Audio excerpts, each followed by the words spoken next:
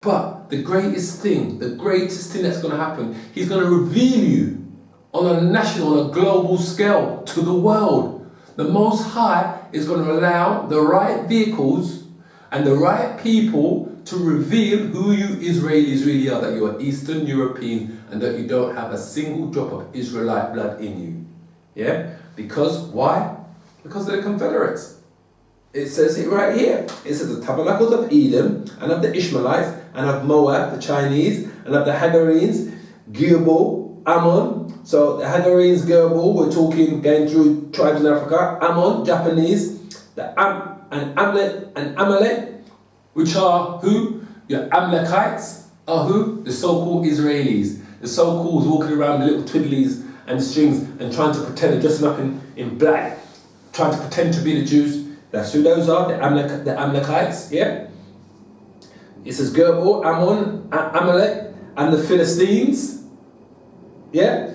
With the inhabitants of Tyre and Ashur also is joined with them. They have holpen the children, hear that? They have holpen the children of Lot, Selah.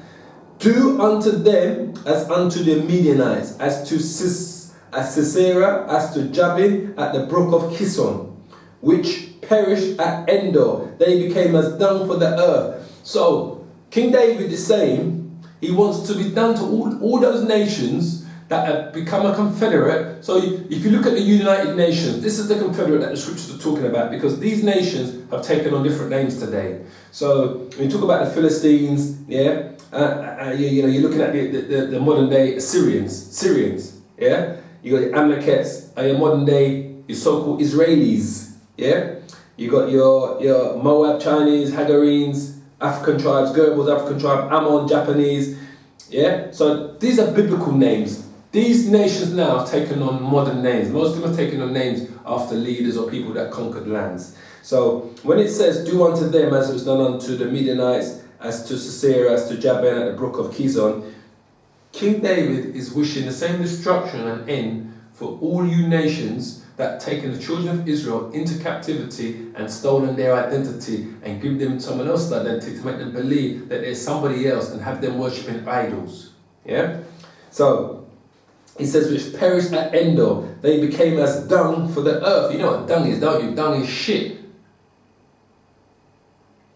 Who said, let us take to ourselves the house of the Most High in possession? Because that's what you guys said. You guys said, let us take for yourselves the house of the Most High, which are the Israelites, which are the 12 tribes of Israel, yeah, Judah, African Americans, also known as Negroes, Benjamin, tribe of Benjamin on the West Indies, so they're throughout the West Indies, so Jamaica, Barbados, Trinidad, St. Kitts, St. Martin, all those little islands out there are who? The majority of those people out there are Benjamin, Levi, are the Haitians, yeah?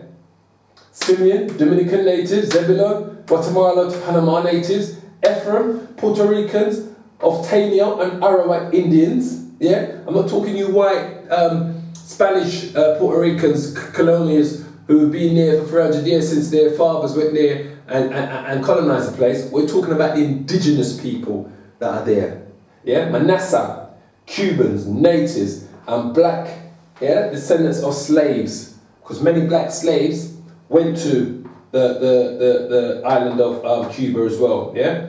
Gad, North American Indians, Reuben, Seminole Indians, Neptali, Argentinians, Chilean, natives, Asha, Colombians to Uruguayans, and Brazil, natives. That's who the tribe of Asher is. Issachar are your Mexicans. So, these people here, identity have been stolen by you, Israelis, who have been confederate with all these other nations, with the Arabs, with the white man, all throughout the Europeans, the Chinaman knows this truth, the elites of them, the Japanese elites knows this truth, so does the African elites, the Hamites, they know these truths. All these nations, yeah, all know the truth about who the children of the Most High is. But in their confederate conspiracy into denying us who we are so that they can give this truth to someone else, and for them to be able to take on this mantle, and for them to be able to destroy the Most High children because they believe in Satanism and demonic worshipping, it's all going to fall flat in their face because the scripture says so. So we go to verse 12. Who said, let us take to ourselves the house of the Most High in possession? Oh, my power, make them like a wheel as the stubble before the wind. So David is saying, make them like a wheel or stubble before the wind. Yeah? So if you can imagine a car tire, going over debris in the road. David is saying that he wants to make Israel like the real Israelites like a wheel. He says there, who said, let us take to ourselves... Sorry, we're going to go back to verse... where was we? Verse 12. Who said, let us take to ourselves the house of the Most High in possession? Oh, my power, make them like a wheel as the stubble before the wind. Yeah? As the fire burns the wood and as the flame setteth the mountains on fire. So persecute them with thy tempest and make them afraid with thy storm. Yeah? It says, fill their faces with shame that they may seek thy name, O Yahweh. Let them be confounded and troubled forever. Yea, let them be put to shame and perish, that men may know that thou, whose name alone is Yahweh, art the most high over all the earth. Because this white man, he believes he's the most high. Why? Because of his science, his army, yeah, because of his wealth, yeah, because of his space technology, what he has there, his space programs that he has out there, yeah, and because of his philosophies and his education system that he's built to basically to dumb down the nation and to feed them with lies. So he believes he's a God. He believes he's above the Most High. But believe me when I tell you, all of this is going to come to an end because the prophecies of the scriptures speaks of it over and over again. And this white man who rules the world today is going to face the judgment that he's been waiting for the last 400 years. Let me tell you. And so are his confederates that was also aligned with him in destroying and enslaving the children, the true children of Israel, and stealing their identity and causing them to worship idols and demonic gods. So you Ishmaelites, like it said, the Moabites, the Ammonites, the Hagarenes, you Hamites, all of you other nations are going to face the judgment. But it is the Caucasian, the European white man, the Edomite, it is Edom who's going to face the most tragic judgment, because all of his powerhouse, America, is going to be brought down to naught, to zero. The Most High is going to flatten it, completely flatten it. That's what's going to happen to America, believe me when I tell you. So we're going to quickly jump to Psalms 85. Yeah?